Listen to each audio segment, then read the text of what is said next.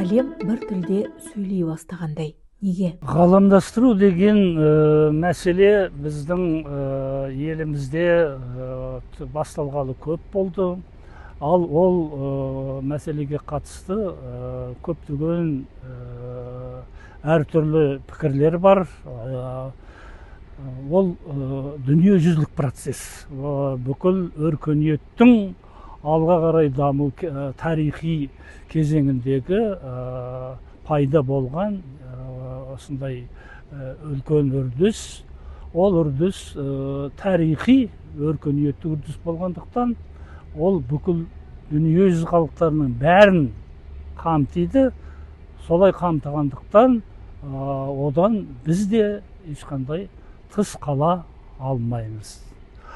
Жалпы ғаламдастыруға қатысты бізде әсіресе көбінесе мына қазақ тілді материалдарда ғаламдастыруға қалай қарсы шығамыз, қалай төтеп береміз, қалай біз одан құтылып, сытылып шығамыз деген сияқты мәселелер айтылып жатады. Ол мүмкін емес. Бүкіл жер бетіндегі адамзаттың тарихы біз соның ішіндеміз. Бүкіл жердегі өркениет тұтасыменен қайда кетіп бара жатыр, біз де соның ішіндеміз.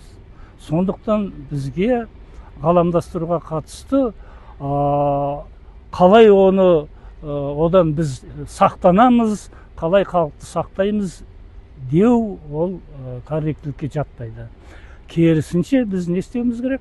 Біз осы ғаламдастыру жағдайына қалай бейімделеміз? Сол ғаламдастырудың шарттары менен соның даму диалектикасына, соның даму жолдарына қосыла отырып, біз де сол ғаламдастырудың ішінде халықтық, ұлттық өзіміздің тәнділігімізді сақтап қалай сонымен бірге адамзатпенен боламыз деген мәселе қойылу керек. Біз осыған бейімделуіміз керек.